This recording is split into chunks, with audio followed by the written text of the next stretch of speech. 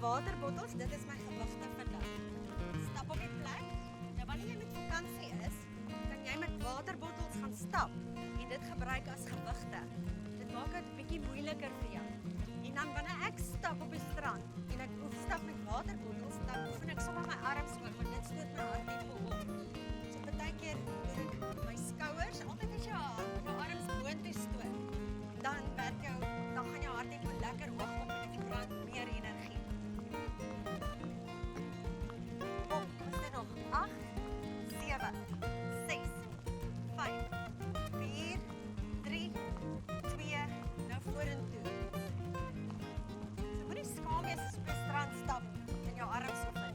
En jy hoef ook nie heeltyd jou arms te oefen. Partykeer kan jy net lekker vinnig stap en dan partykeer jou arms bysit. Hierdie een werk die borsspiere.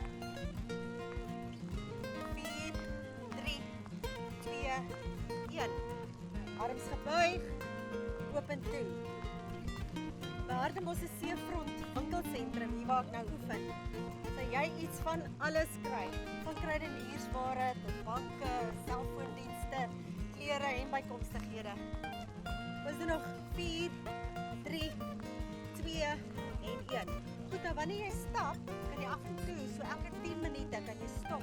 En dan doen jy 'n bietjie hurke, lunges. Af en op.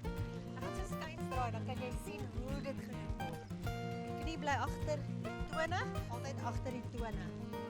Jy buig jou agterste been. Hurk agter toe en dan kan jy jou arms saam oefen. So as ek gaan stap ek vir so 10 minute, werk my arms, dan stop ek en dan doen ek hierdie hurke. En dit hou jou harttempo hoog, plus jy kry lekker oefening vir jou boude en jou bobene. Jy kan ook een neersit en dan gaan jy af en op, onderbeen en op. Dan werk jou arms en jou bobene en boutjies. Af en op.